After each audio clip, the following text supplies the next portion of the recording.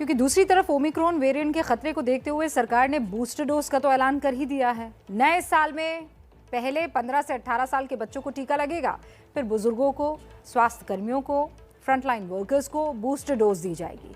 सरकार की तैयारी पूरी है, लेकिन एक्सपर्ट्स ये सवाल उठा रहे हैं कि बूस्टर डोज देने की इस वक्त जल्दी क्या है, क्योंकि जिन देशों में बूस्टर दिया गया है वहां भी संक्रमितों की जो संख्या है वो ऐसा नहीं है कि रुक गई है, वो बढ़ी ही है। 60 वर्ष से ऊपर की आयु के कोमॉर्बिडिटी वाले नागरिकों को वैक्सीन की प्रिकॉशन डोज का विकल्प उनके लिए उपलब्ध होगा। 10 जनवरी से प्रारंभ होगा। प्रधानमंत्री नरेंद्र मोदी ने भले ही इसे प्रिकॉशन डोज कहा हो, लेकिन है ये बूस्टर डोज ही। हेल्थ केयर और फ्रंटलाइन वर्कर्स के अलावा बूस्टर डोज 60 साल से ऊपर बीमार बुजुर्गों को भी दी जाएगी। लेकिन बूस्टर डोज देने के सरकार के फैसले पर जानकार हैरान है। जानकारों का कहना है कि बूस्टर डोज देने का फायदा होगा, इसका कोई सबूत नहीं है।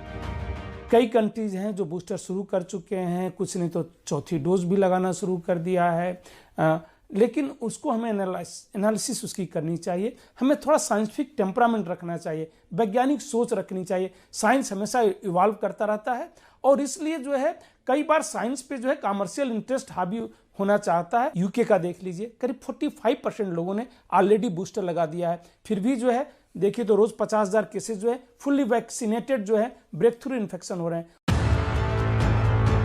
डॉक्टर संजय राय भारत सरकार के स्वास्थ्य मंत्रालय की एक रिपोर्ट को आधार बना रहे हैं, जिसमें भारत में आए ओमिक्रॉन के केसेस का विश्लेषण किया गया था। स्वास्थ्य मंत्रालय ने ओमिक्रॉन के शुरुआती 183 मरीजों का विश्लेषण किया था, जिससे पता चला था कि 87 लोगों को वैक्सीन की दोनों डोजेज लगी थी और 3 लोगों को बूस्टर डोज भी लगा था। इंडिया पब्लिक हेल्थ एसोसिएशन के अध्यक्ष संजय राय एम्स में हुए कोवैक्सीन ट्रायल के प्रिंसिपल इन्वेस्टिगेटर थे। साथ ही कोवैक्सीन का 2 से 18 साल तक के बच्चों पर और बूस्टर डोज का ट्रायल उन्होंने ही दिल्ली के एम्स में किया था। इसीलिए उनकी बातें महत्वपूर्ण है कि हिंदुस्तान में अभी सबको 2 डोजेस नहीं लगे, फिर भी केसेस क्यों लगातार कम होते जा रहे हैं और एक दिन में नहीं, पिछले 8 महीने से कम होते जा रहे हैं, जबकि जहां 3 बूस्टर लग गया वहां क्यों बढ़ रहे हैं, ये सब देखना पड़ता है।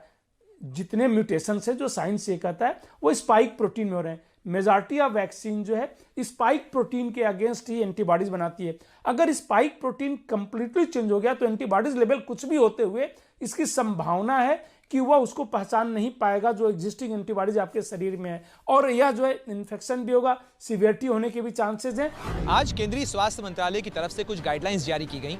महज 1 हफ्ते के भीतर 15 से 18 साल के बच्चों को लगने लगेंगे वैक्सीन। कोमॉर्बिडिटी रखने वाले बुजुर्गों और स्वास्थ्य कर्मियों को लगाए जाएंगे बूस्टर डोज। 3 जनवरी 2022 से 15 से 18 साल के बच्चों को वैक्सीन दी जाएगी। इन बच्चों को सिर्फ कोवैक्सीन ही दी जाएगी। स्वास्थ्य कर्मियों और फ्रंटलाइन वर्कर्स को 10 जनवरी 2022 से एक और डोज मिलेगी। तीसरी डोज उन्हें ही दी जाएगी जिन्हें दूसरी डोज लिए कम से कम 39 हफ्ते हो गए हों। इसके अलावा 10 जनवरी से ही बुजुर्गों को भी तीसरी डोज मिलेगी। 60 साल से ऊपर के बीमार लोगों को ही तीसरी डोज दी जाएगी।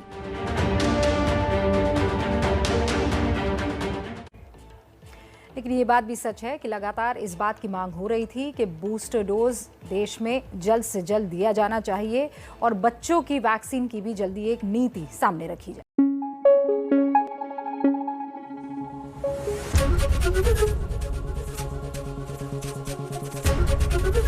एबीपी न्यूज आपको रखे आगे।